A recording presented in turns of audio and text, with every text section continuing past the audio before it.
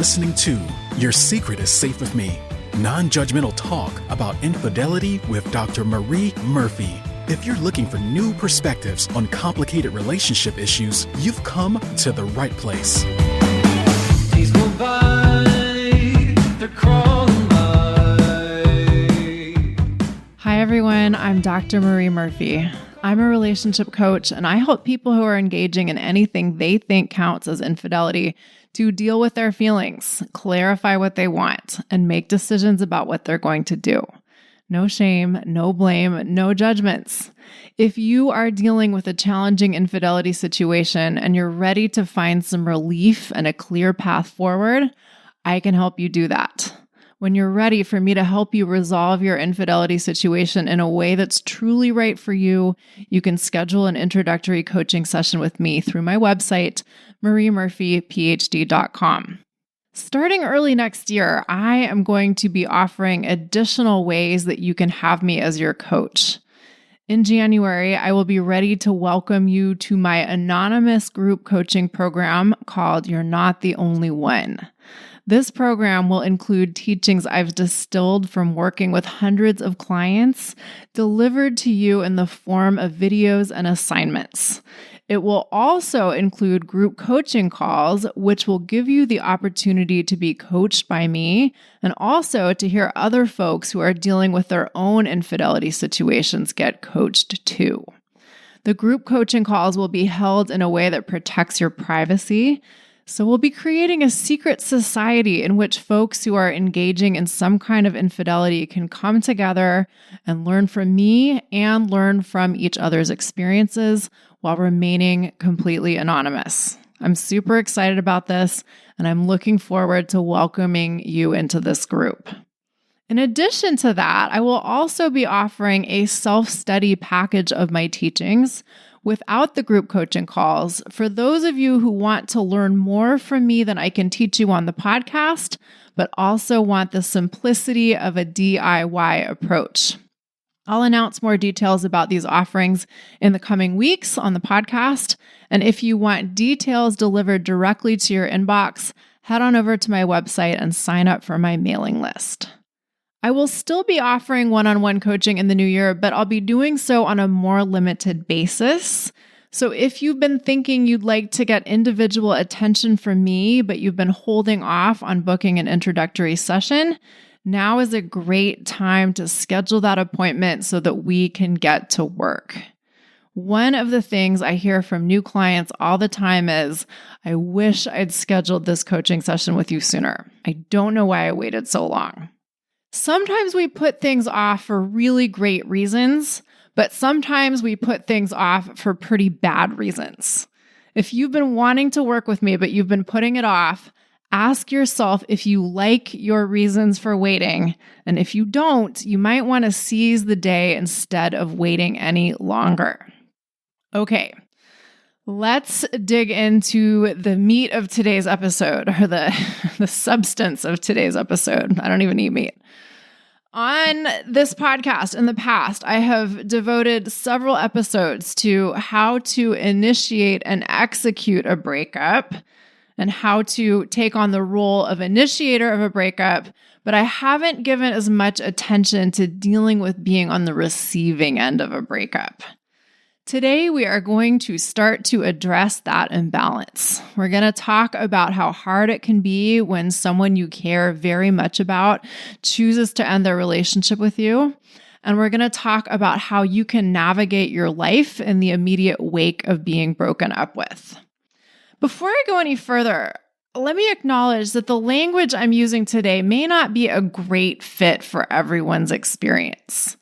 Sometimes a relationship we're a part of ends, and we didn't choose for it to end, but we don't really think of the experience as a breakup. But for the sake of efficiency, today I am going to keep on using the term breakup, and I'm going to say things like being broken up with when I'm referring to a situation in which your relationship has ended and you didn't initiate that change and you aren't happy about that change. Now, having said that, I really want to recognize how shitty and devastating it can be to have someone gone from your life who you've poured a lot of yourself into. It can be so deeply painful when a relationship ends and you didn't want it to end. The experience of being broken up with can feel profoundly awful in all sorts of ways. And it is totally legitimate to find this experience excruciatingly awful and excruciatingly painful, to not like it one bit. Now, what I see is that a lot of time when we're in this kind of a situation, when we're on the receiving end of a breakup and we're feeling really awful, we tend to do the following things. We may try to move on or get over the breakup as quickly as possible. We may not want to feel sad or angry or hurt or devastated. We may just want to get to the point where we're over it and living in our happily ever after phase. So we may try to avoid feeling anything related to the breakup. Or we may become totally consumed by the experience of being broken up with. We may make the breakup into a life-defining event that takes over everything else within our experience of being alive. We may tell ourselves that the breakup was the worst thing that ever happened to us or could ever possibly happen to us. And we may endlessly curse the person who ended the relationship. We may not just feel the emotions associated with the breakup, we may feed the emotions associated with the breakup. If we're feeling sad, we may look for reasons to keep feeling sad. If we're feeling angry, we may look for reasons to keep feeling angry. If we're feeling rejected, we may look for reasons to continue feeling rejected. In other words, we may get into pity party mode and we may stay in pity party mode. We may feel victimized and we may start to take on the identity of victim.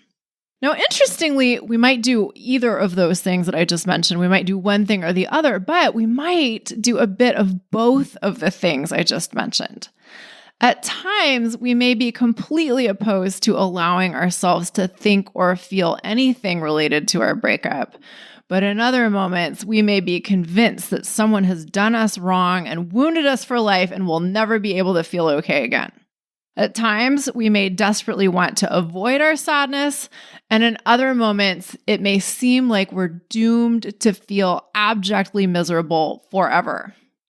I want to suggest that if you want is to truly feel better after your breakup, these ways of relating to your experience of being broken up with are not going to help you very much.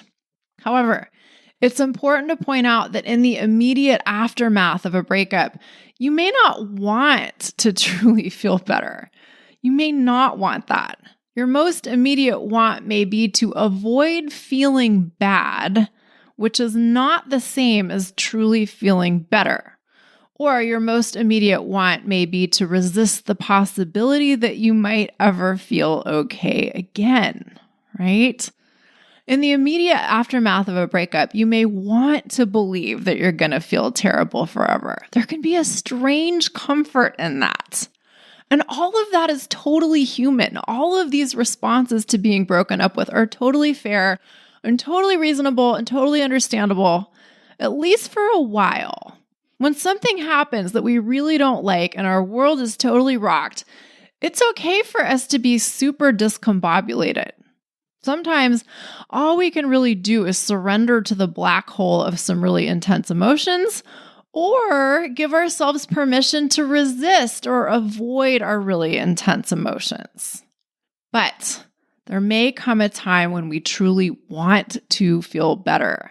There may come a time when we want to digest the experience of our breakup and make our way through our feelings and decide what we want this piece of our history to mean for us so that we can make peace and move on.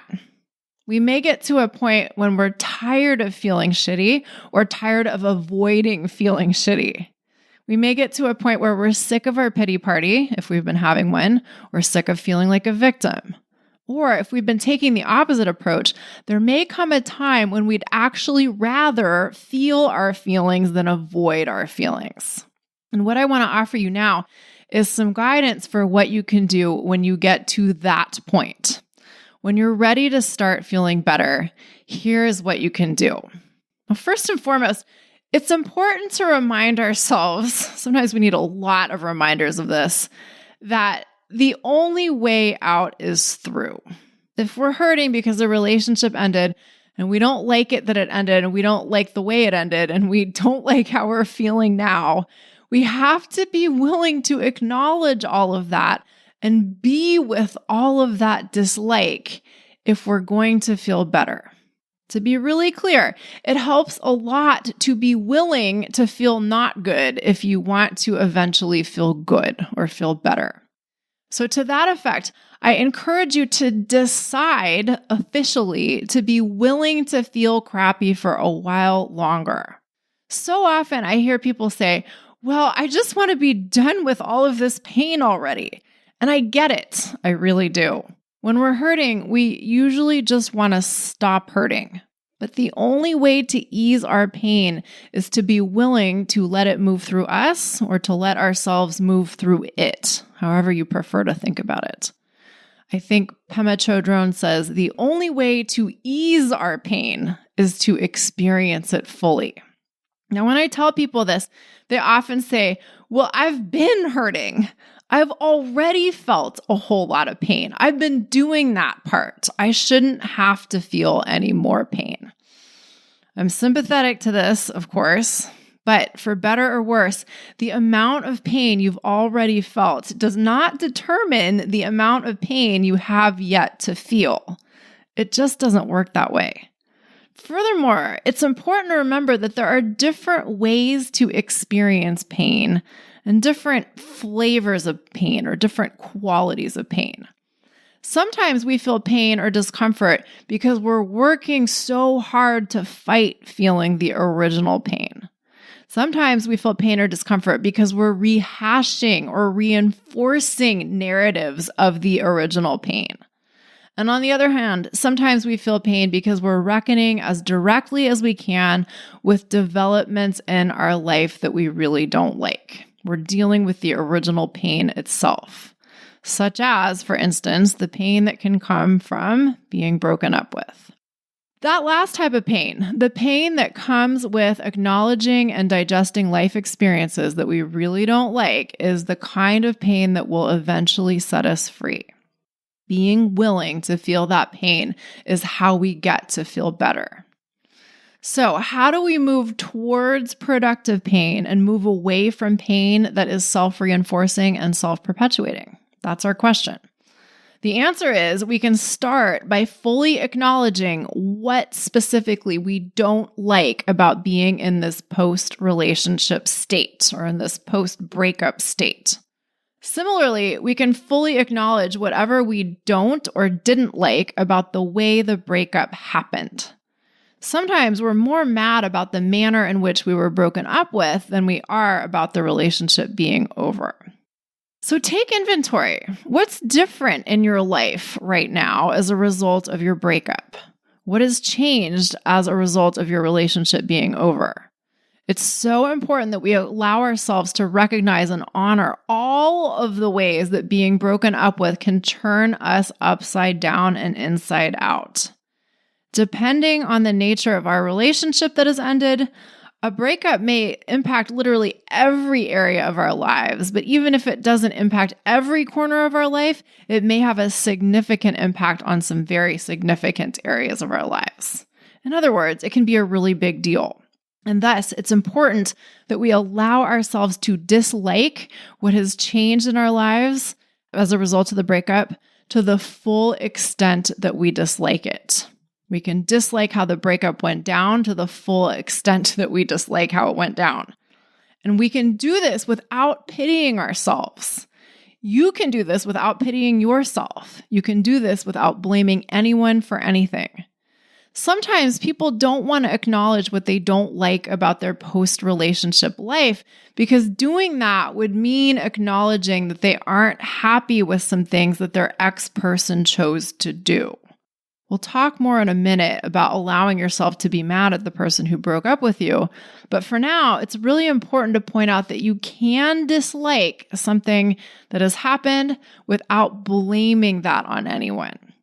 It's crucial for me to mention that you can acknowledge what you don't like about having been broken up with without doing that during every single minute of your day. Deliberately acknowledging what you don't like about your current life minus your relationship does not mean you have to spend your every waking minute thinking about this. You can intentionally give these matters your focus sometimes for designated periods of time, and you can take your focus away from these matters at other times. I don't recommend trying to manage the amount of focus you give to your breakup if it has just happened and you're totally distraught. But when you're ready to feel better, managing the amount of attention you want to give to thinking about what you don't like about your post-breakup life is probably something that you do want to do on purpose. So, give yourself some dedicated time to focus on disliking what you dislike about the breakup and about your life in the wake of the breakup, and allow yourself to let your dislikes be legitimate. Allow yourself to acknowledge all of these things you don't like without minimizing or dismissing these things. Now, I gotta tell you, it may feel yucky to do this. It may feel really yucky to fully acknowledge that a change has been handed to you that you don't like. It can feel really gross to face our own dislike of circumstances that were given to us by someone we love or loved. And what I encourage you to do is consider that this yuckiness can only be moved through. We can't get around it. We have to go through it.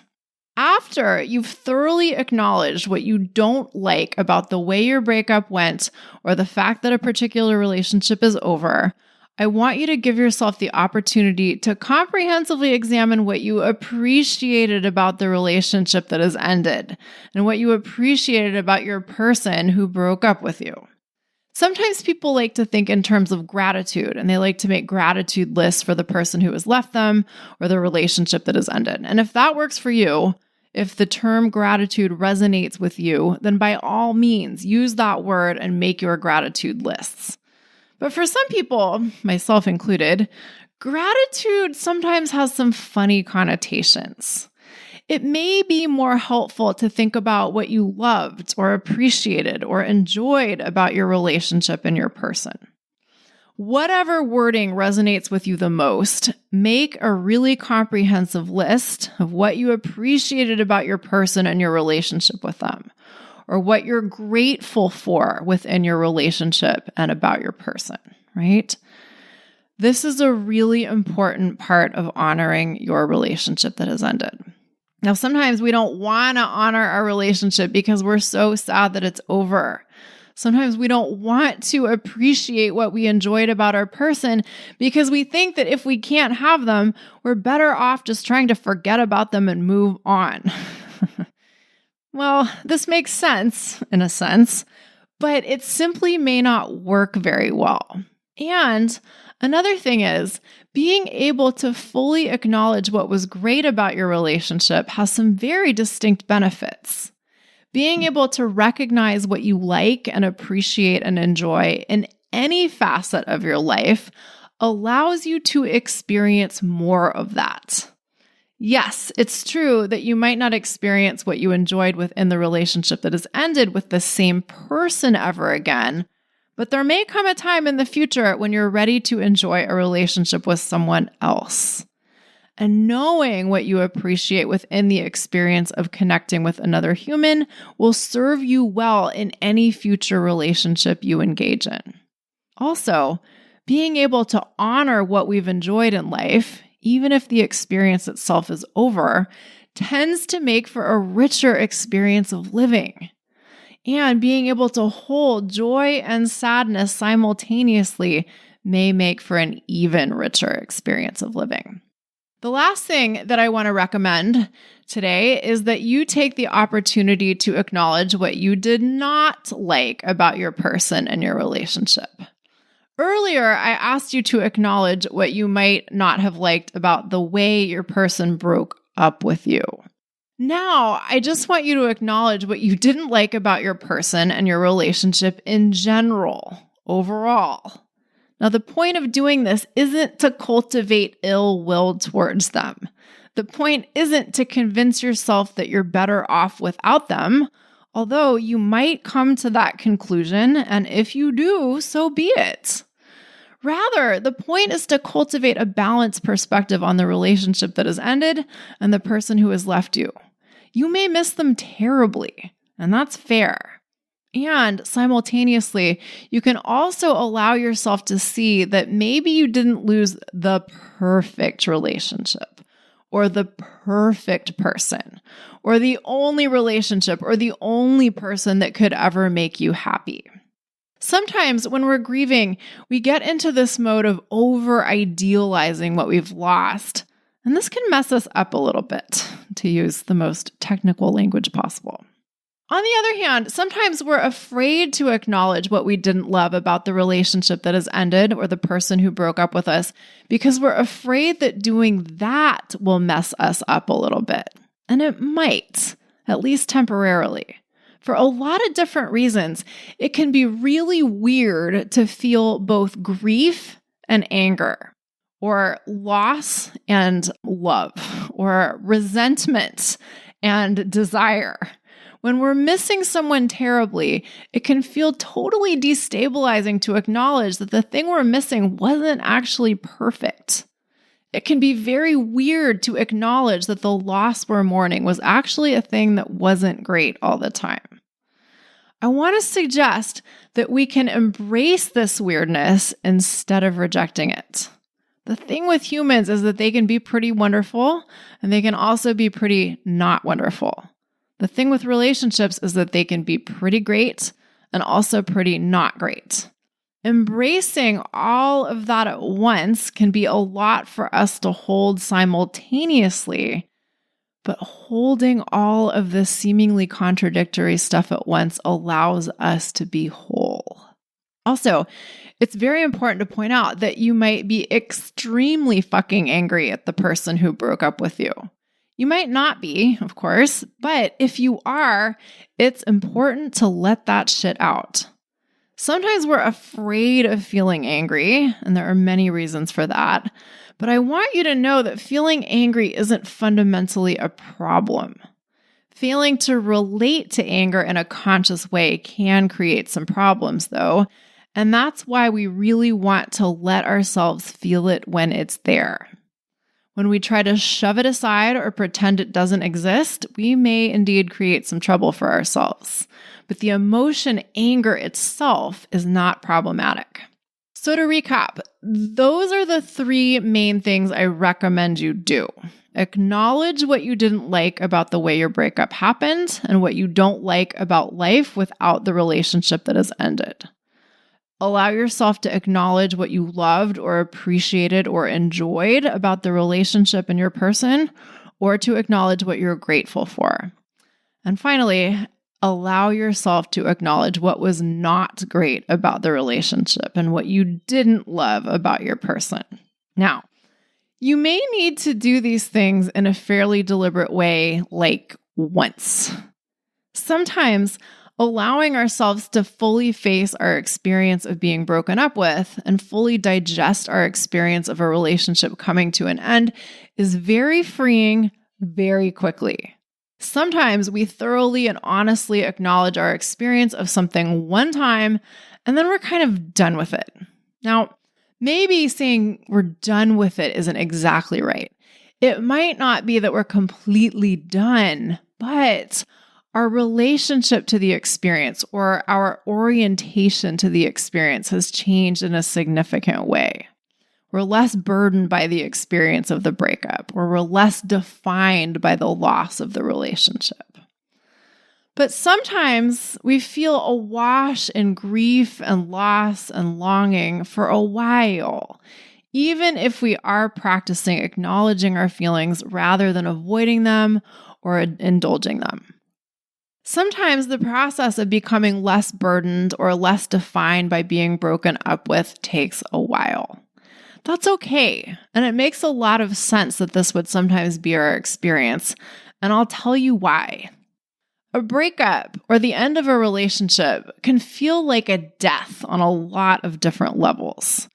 It may be the death of a particular person to you insofar as they may cease to exist within your life, or they may cease to exist within your life in a particular way. All of your experiences with that person, or a certain set of your experiences with that person, may come to an end. And although the conclusion of a relationship isn't quite the same as a conclusion of a life, it may be a conclusion of a part of your life, and it can really feel like a part of you is dying. And it kind of is. The particular connection you had with this particular person is coming to an end, and you may feel like you're dying a little as this particular experience comes to an end. All of the hopes you might have had for a future with the person who broke up with you are probably coming to a conclusion, and those hopes might have been pretty big and bold and beautiful. The death of a dream is indeed a death. But even if it really does feel like parts of you are dying, and even if it's fair to say that parts of you are dying, you are not completely dead. You are still very much alive. To be both dying and living may seem like a pretty intense space to inhabit, and it is, but we can experience and survive intensity. Intense experiences, when we relate to them consciously, can forge us into newer, truer, stronger versions of ourselves. The trouble, of course, is that we tend to want to resist death, both literal deaths and metaphorical deaths.